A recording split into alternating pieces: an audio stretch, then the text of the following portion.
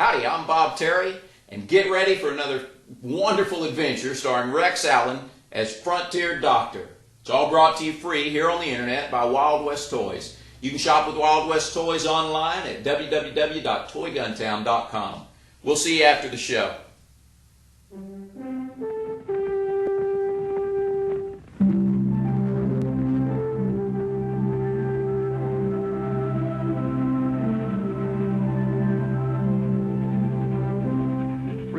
Medical cases treated on the frontier were no different than those in the cities. In many cases, the illness was imaginary. And just as frequently, there were those who took advantage of such people, as was discovered by Rex Allen, who stars as the Frontier Doctor.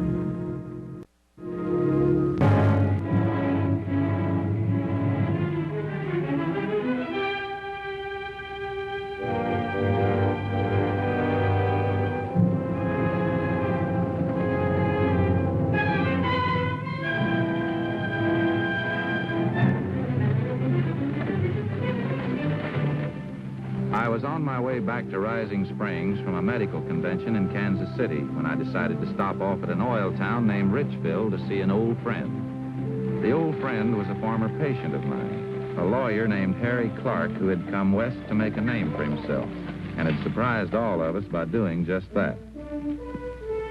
I found out where Harry Clark's office was and headed in that direction.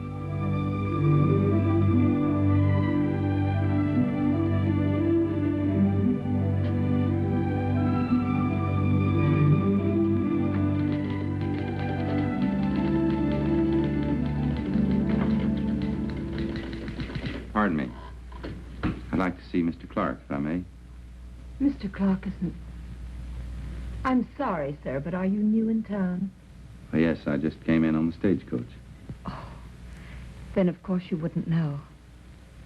Mr. Clark is... He's passed away. He's passed away? Last week, sir. It was quite sudden. Sudden? What was wrong with him? Some kind of infection. Peri something or other. Peritonitis? That could be, sir. I only know it was such a shame. And in the prime of life, with so much depending on him. So much depending on him? Yes, he was defending the poor homesteaders. They were being dispossessed and driven from their land by the oil companies. Young Mr. Hamilton, his junior partner, has taken over the case. Mr. Hamilton isn't in right now. He's in court. Could I tell him you called? No, don't bother him. He wouldn't know me anyway.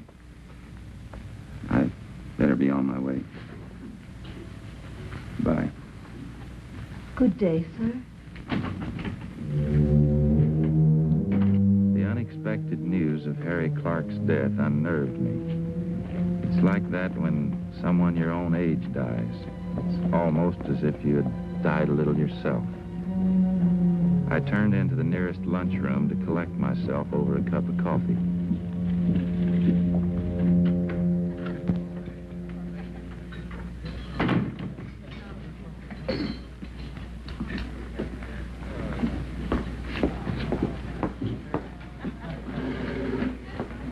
What'll it be?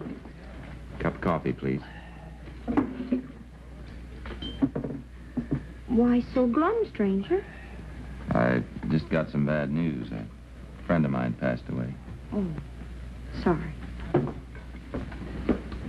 Friend of yours happen to be Harry Clark, mister? Yes. Did you know him? Yep, friend of mine, too. Friend of lots of folks around here. And don't you think that them that controls the big oil money didn't know about it, too? They made sure that Harry wouldn't stay healthy. Easy, Pop. Don't go stirring up that kind of talk around here. It's about time somebody had gumption enough to speak out what's on the town's mind. Just drink your coffee and pretend he ain't here. Oh, I don't mind. It's good to know Harry was well liked. James Caldwell Peabody is the name, sir. Me mind? Sit down. Thought I owned some land around here once till the oil syndicate and their gun hawks chased me off in it. Nothing but a janitor now, but it's an honest living. I'm Dr. Bill Baxter from Rising Springs. Doctor, eh? Medical doctor? Yes, sir. Would you be come to town to look into the manner of Harry Clark's passing now, would you, Doc? Pop, I'm warning you to take that talk outside. You started fighting here most every day. Oh, go on, warm yourself. Go on. Go on. Do you know anything about the big property fight that's waging in this here town, Doc? The people versus the syndicate that's gobbling up all the oil land? You know anything about that? No, I hadn't heard about it. Well, there's a lot of folks in this town that's got a strong hunch that Harry Clark was murdered by the syndicate. Pop, you don't pay attention to him, mister. He's just an old busybody. Everybody knows about his tall tales. Tall tales, eh? Yeah. You wait till I get on that witness stand tomorrow. I'll tell this town a thing or two. You betcha. You betcha. Are you sure that you didn't come to this town to investigate the reason for Clark's sudden death? Hmm? Look, I've got to get out of here. My stagecoach is overdue.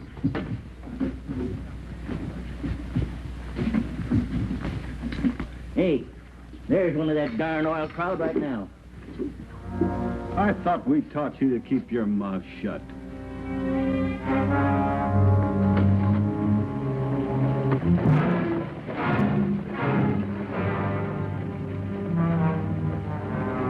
Hey!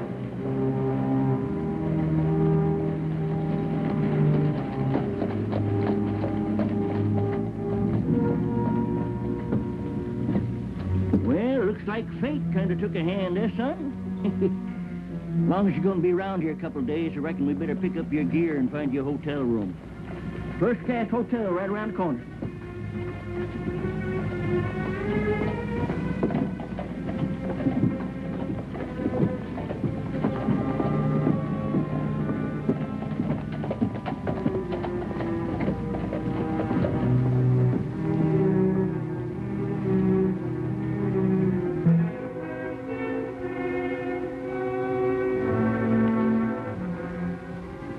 These scraps of paper in the wastebasket of the county clerk's office. Not just scraps of paper, Doc, but 10 money wrappers.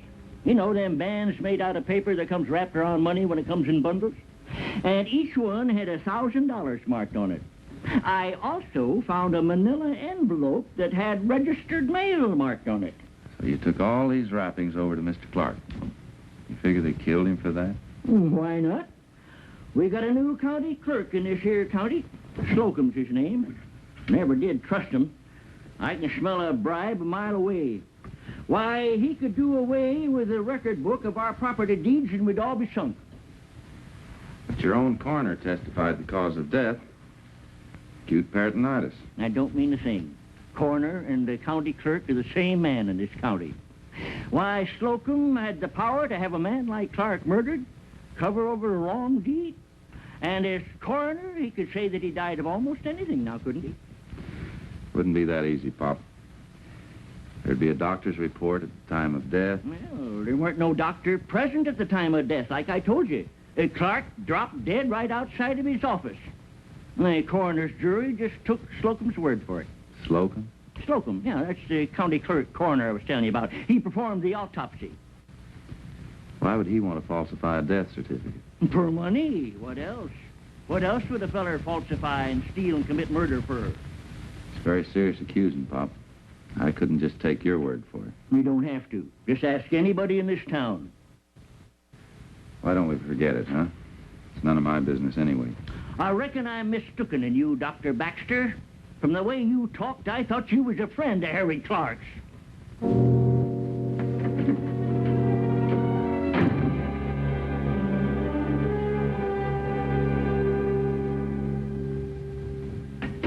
Oh, hello, sir. Mr. Hamilton is in now, but he has someone with him, if you would care to wait. Oh, yes, I'd... Oh, Mr. Hamilton, this is a friend of Mr. Clark's I was telling you about, Mr. Baxter. Dr. Bill Baxter. How do you do, Doctor? Miss Wilson said you'd been here. Come on in. I'm just between appointments. Thank you. Have a seat, Doctor. Thank you. Well, the trial goes into its last day tomorrow. There's a lot of coming and going to try to save the sinking ship. As bad as that? No use trying to kid myself. I've always had a good, healthy respect for Harry Clark's judgment. I don't think he would take on a junior partner who wasn't just as honest as he was. I'm not sure I know just how to take that remark, Doctor. You'd have more to gain by winning this case than losing it, right? Certainly. If Harry took the case, I think he felt the cause was just and that he had a good chance of winning it. Right again? That happens to be the way I feel myself. And why are you losing it? Look here, I resent this kind of prying, sir. Do you think Harry Clark was murdered? That's a big question, Doctor. What I hear the stakes are, too. Just what are they? Very simple. The people who homesteaded the land got their deeds when this territory became a state. The cattle barons who own the oil syndicate claimed the mineral and oil rights under a federal grant before the homesteaders moved in. And the original land grant carries more weight. Is that about it? That's about it. The moral right is on the side of the homesteaders, but their legal right to the land is up to the judge. The law is the law. I talked to an old fellow named Peabody. He's the janitor over at the courthouse. Old Pop, everybody knows about him. He's considered a crank. Told me he was going to testify. I'm putting him on the stand tomorrow, but I don't expect anybody to believe the town storyteller. Any port in the storm, though. These money wrappers that Pop found and took over to Mr. Clark, do you consider them a motive for murder? I do. But so far, those wrappers have never been found among Harry's briefs or effects. You ever think of checking that autopsy or running another? That wouldn't be easy to arrange, Doctor. But if you could prove it had some bearing on the case, maybe... I'm sorry. I have only your suspicion and that of an eccentric old man. I suppose you're right. Well... nice to meet you. Goodbye, Doctor.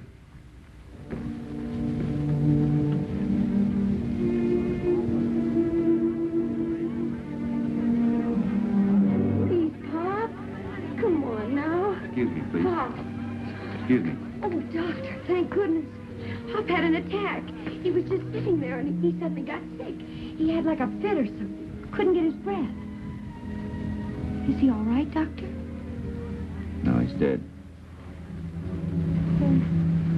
One of you gentlemen get the coroner. There'll have to be an autopsy. I'll get him, Doc.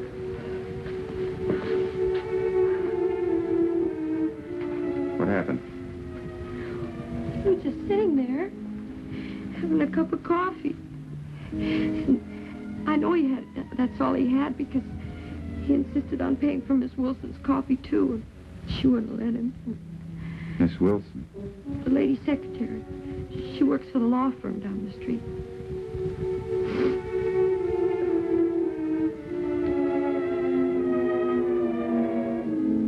In view of Pop's connection with this case and the reference the waitress made to Miss Wilson, I made it a point to visit the coroner's office.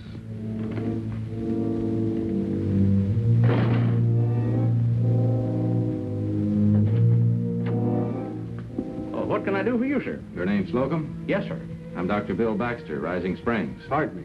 I'll see you later. Good day. I'm sorry, Doctor. I'm very busy at the moment. I know. You mind if I assist with the autopsy? You? What for? Well, Pop was a friend of mine. Sorry, Doctor. Highly irregular. Read my reports later. Good day, sir.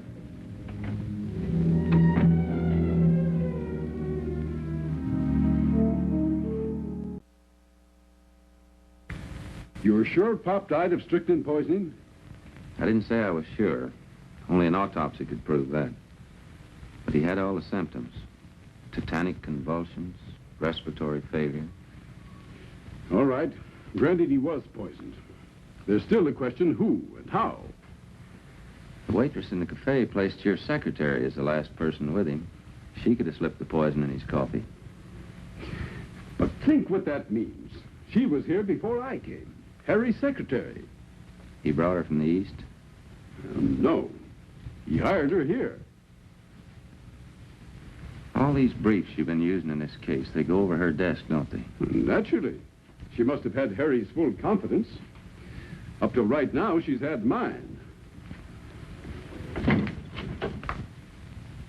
She's not here. I can't believe it. There's only one way to make certain. That's an autopsy on Pop. You don't believe the coroner's report of heart failure, huh? Do you? And why don't you give me a chance to do an autopsy? All right. You'll have it. You'll have it if I have to... Never mind. Just stick tight to your hotel room till you hear from me. I have a feeling I've been followed ever since I hit town. Let's get out of here. Keep low. It was almost midnight when Hamilton called for me, telling me everything was ready. From the way Hamilton acted, I knew that although he had a key to the coroner's office, he did not have official permission for the autopsy. But since he didn't volunteer an explanation, I knew better than to ask. This was no time to let legal red tape stand in the way of establishing a possible clue of murder. The laboratory's in here, Doc. I suggest you pull the outside shades down before you start to work. Just one thing. Did you question Miss Wilson? I thought we'd better wait for the results of the autopsy. I'm keeping a working mate, though. Typing material for tomorrow's session in court. She won't close the office till I get back. I'll be as quick as I can. What I had to do wasn't pleasant, but it had to be done. And the laboratory was well equipped for the job the coroner should have done in the first place.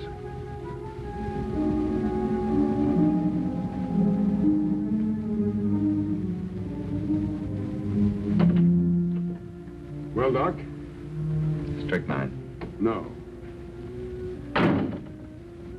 Hard to believe, isn't it? Yeah. Yeah, it sure is. It's something you don't want to believe. Doc. There's no light on in there now. Oh, I tell you, I saw one. Go on, Doc. You're the key to the case. Out the back way. Go on, beat it. Go on, Doc. Halt! In the name of the law. Go after the other folk. I knew what Hamilton meant. I was the key to his case, and now he was giving me this chance to get away.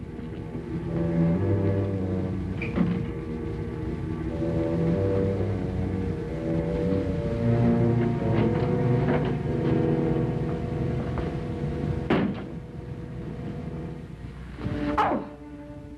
You frightened me. Did I, Miss Wilson? Yes. Why, I didn't think anything could frighten you, Miss Wilson.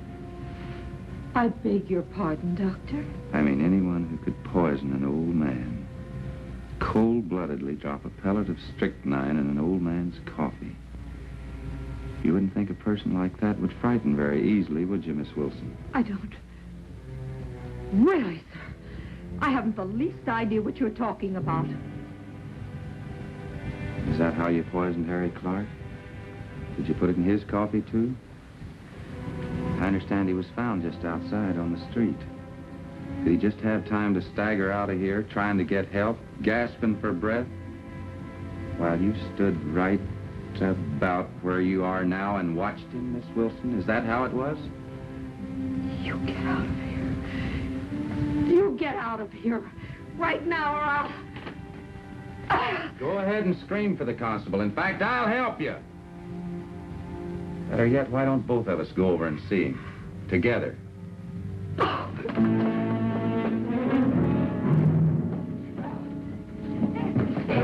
me go. That's him. Get him.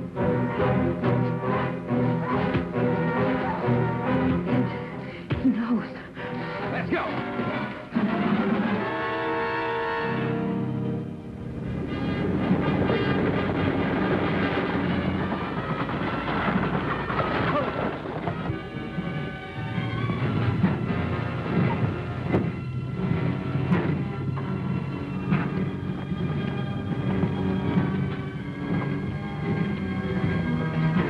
I had recognized one of the men as the coroner, Slocum.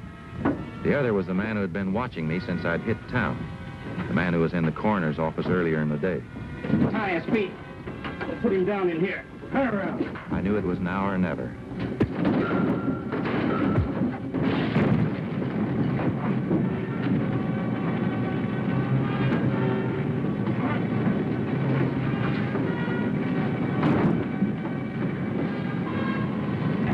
Let the fire take care of it. Let's go.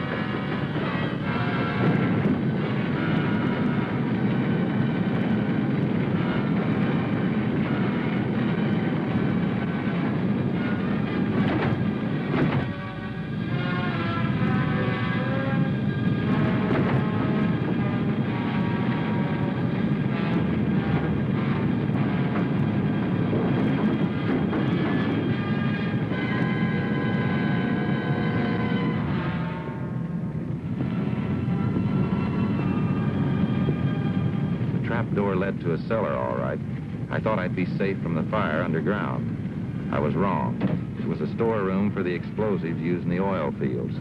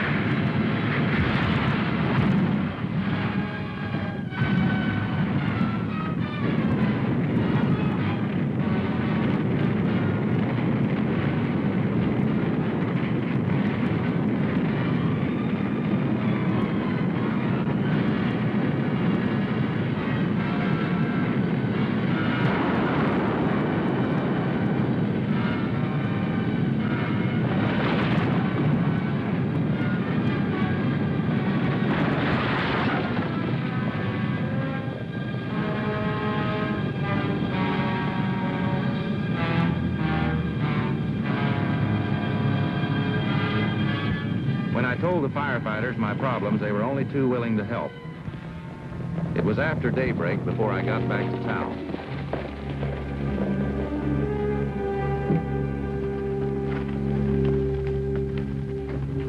Doc, where have you been? I've had people looking all over for you. Where have you been? I just got out on bail. Slocum tried to kill me. He left me out in that oil fire to burn. Doc, I'm sure glad you're alive. We've got the oil syndicate and Slocum dead to rights on the charge of conspiracy and murder, and you're going to help me prove it. Just a minute. I've been looking for you, stranger. You're wanted for breaking an entry along with him last night.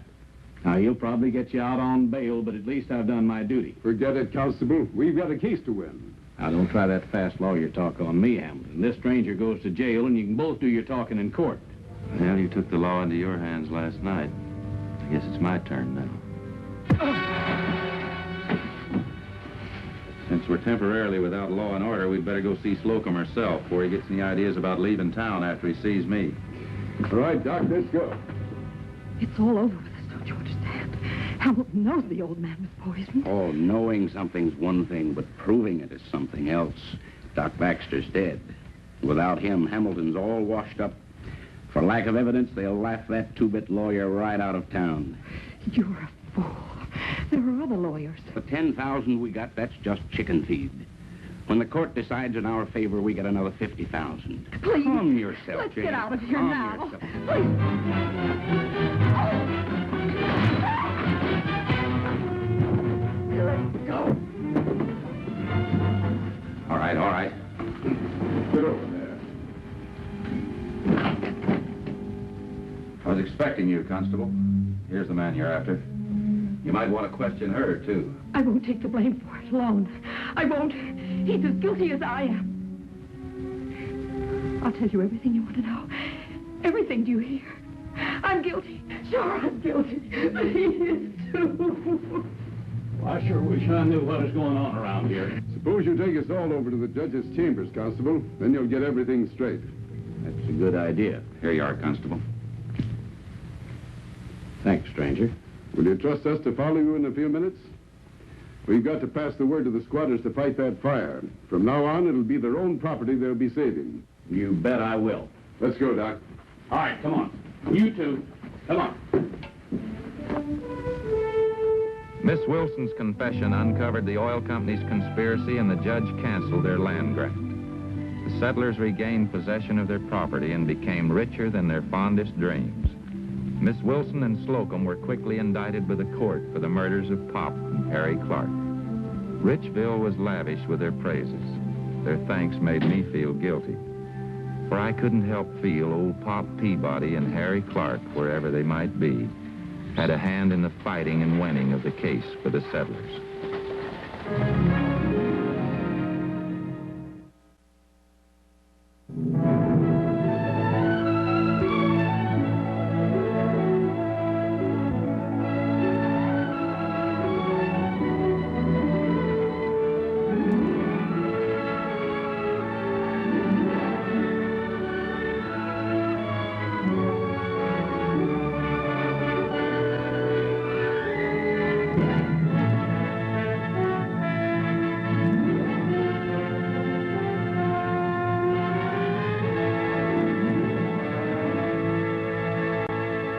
Hope you enjoyed this episode of Frontier Doctor. It's all brought to you here free on the internet by Wild West Toys. And we hope you'll come by here and see us again. And if you're watching this on YouTube, subscribe to our channel and it'll let you know when we upload more episodes of these wonderful Western television shows and full-length Western movies. Thanks again. Come by and see us, and we hope to see you again on down the trail. I'm Bob Terry. Have a great day.